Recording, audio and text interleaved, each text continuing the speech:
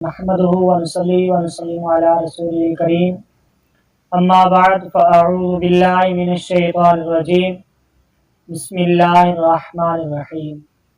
ناظرین، ہم نے پچھلی ویڈیو میں بات کی تھی کہ سورۃ الفاتحہ نماز کے اندر کیا حیثیت رکھتی ہے، تو ہم نے آپ کو بتایا تھا سورۃ الفاتحہ نماز کے اندر ہر رکعت کے اندر پڑھنا واجب ہے۔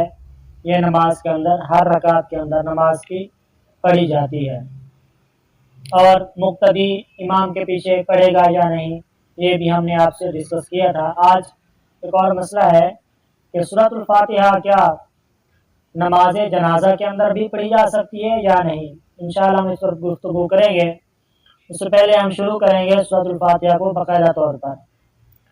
بسم اللہ الرحمن الرحیم۔ اللہ تعالی نہایت مہربان، جو بہت مہربان، نہایت رحم فرمانے والے کے نام سے شروع کرتا ہوں۔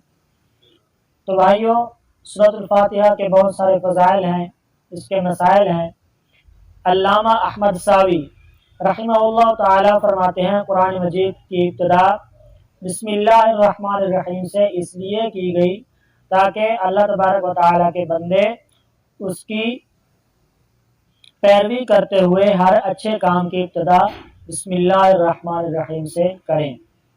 حدیث پاک میں آتا ہے، حضرت سیدنا ابو ہریرہ رضی اللہ تعالی عنہ فرماتے ہیں کہ حضور نبی کریم رؤوف الرحیم صلی اللہ علیہ وسلم نے ارشاد فرمایا کہ ہر اچھے کام کی ابتدا بسم اللہ الرحمن الرحیم سے کی جائے۔ جس کام کی ابتدا بسم اللہ الرحمن الرحیم سے نہ کی جائے تو وہ کام ادھورا رہ جاتا ہے۔ لہذا تمام مسلمانوں کو چاہیے کہ جب بھی کوئی اچھا کام، نیک کام کریں تو اس کے شروع میں بسم اللہ الرحمن الرحیم پڑھیں۔ اس کے بہت سارے فضائل بھی ہیں، اس کی بہت ساری برکت بھی ہوتی ہے۔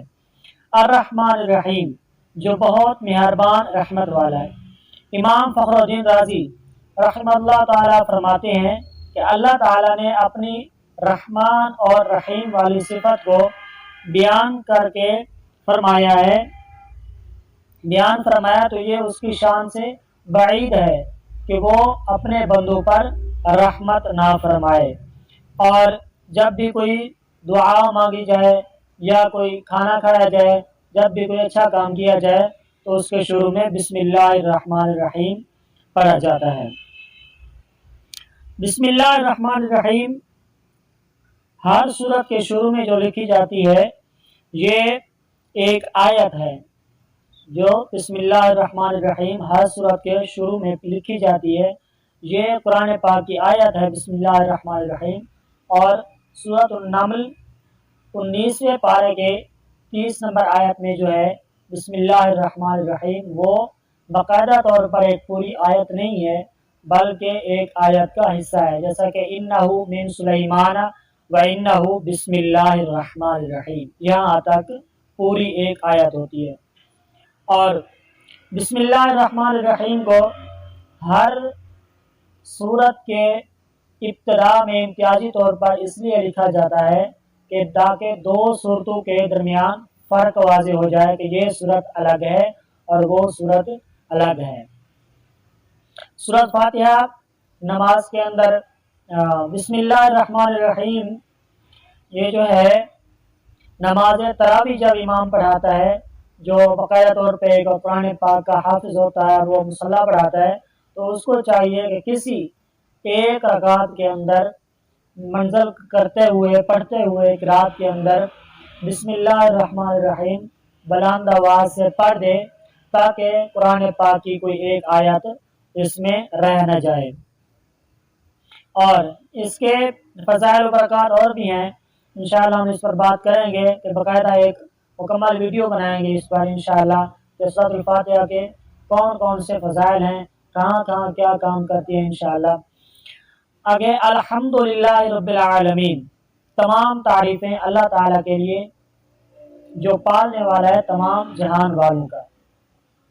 سورۃ الفاتحہ کے ہر ایک الفاظ کے اندر، ہر ایک جملے کے اندر، ہر ایک آیت کے اندر اجمالی طور پر کئی موضوعات کو ڈسکس کیا گیا ہے، جیسے الحمد حمد کیا ہوتی ہے؟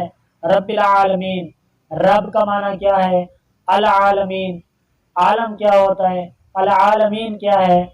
تو ہم نے پچھلی ویڈیو میں ذکر کیا تھا کہ حضرت مولا علی کرم اللہ تعالی وجہ الکریم نے فرمایا کہ اگر میں اس کی تفسیر لکھوں تو اس کا وزن 70 اونٹ اٹھائیں.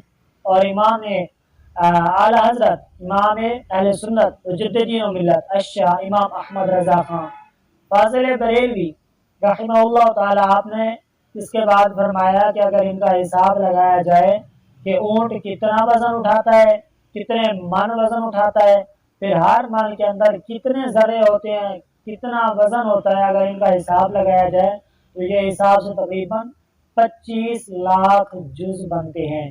یہ سورۃ الفاتحہ کی تفسیر ہے. ہمارے اندر اتنی استطاعت نہیں کہ ہم پوری اس پر بات کر سکیں. بہرحال الحمدللہ رب العالمین، تمام تعریفیں، تمام حمد و ثنا اللہ تعالیٰ کے لیے جو پالنے والا ہے تمام جہان والوں کا.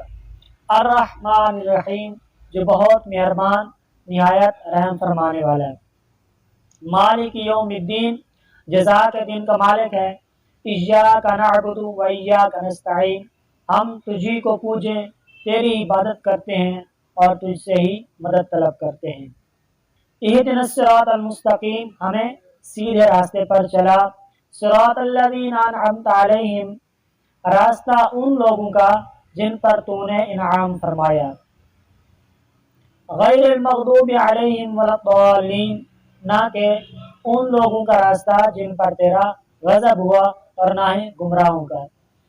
تو یہ تھا سورۃ الفاتحہ کا ایک ترجمہ. انشاءاللہ ہم اس کے آگے جو اگلی ویڈیو آئے گی انشاءاللہ ہم باقاعدہ طور پر سورۃ البقرہ کے اوپر ویڈیو بنائیں گے، اور سورۃ الفاتحہ کی ہم مکمل تفسیر اس پر نہیں کریں گے، اور سورۃ البقرہ کی بھی مکمل تفسیر یہاں پر نہیں ہوگی. ہم مختصر موٹے موٹے الفاظ آپ کو بتائیں گے انشاءاللہ، شان نزول اور اس کے اندر جو ایک دو مسئلہ بتائیں گے. باقاعدہ طور پر ہم بنائیں گے ویڈیو سورۃ الفاتحہ کی تفسیر، اس کے اندر کون کون سے مضامین کو ڈسکس کیا گیا، حمد کا معنی کیا ہوتا ہے، تعریف کا معنی کیا ہوتا ہے، ایاک نعبد و ایاک نستعین اس کے اندر کیا کیا ذکر کیا گیا ہے، عبادت کے کیا معنی ہے، صراط الذین انعمت علیہم سے مراد کیا ہے کہ وہ کون لوگ ہیں جن پر اللہ تعالیٰ نے اپنا انعام فرمایا. تو انشاءاللہ ہم اس پر ایک مکمل ویڈیو بنائیں گے، اور یہ آپ کو ویڈیو ملے گی ہمارے دوسرے چینل پر، کیونکہ ہم وہاں پر تفسیر کریں گے، اور اس چینل کے اوپر جو آپ دیکھ رہے ہیں اس پر ہم صرف اور صرف ترجمہ اور مختصر تفسیر کریں گے، جتنی ہو سکے گی ہم اس کو مختصر کریں گے. اور ہم نے شروع میں بات کی تھی کہ کیا نماز جنازہ کے اندر سورۃ الفاتحہ پڑھی جا سکتی ہے یا نہیں. تو بھائیو، سورۃ الفاتحہ نماز جنازہ کے اندر اس شخص کو اجازت ہے جس کو دعا نہ آتی ہو، یعنی دعا کی نیت سے سورۃ الفاتحہ نماز جنازہ کے اندر پڑھی جا سکتی ہے. جس کو دعا نہ آتی ہو، بار بار یاد کر رہا ہو، عمر کا تقاضا ہو، ذہن کی کمی ہو، یاد نہ آ رہی ہو، تو وہ سورۃ الفاتحہ کو نماز جنازہ کے اندر صرف اور صرف دعا کی نیت سے پڑھ سکتا ہے، قرات کی نیت سے نہیں. وہ دعائیں کون سی ہیں کہ جب کوئی بڑا آدمی فوت ہو جائے یا عورت فوت ہو جائے، بالغ ہو، مرد ہو یا عورت، تو ان کے اوپر نماز جنازہ کے اندر جو دعا پڑھی جاتی ہے وہ ہے اللہم اغفر لحینا ومیتنا وشاہدنا وغائبنا وصغیرنا وکبیرنا وذکرنا وانثانا، اللہم من احییتہ منا فاحیہ علی الاسلام ومن توفیتہ منا فتوفہ علی الایمان.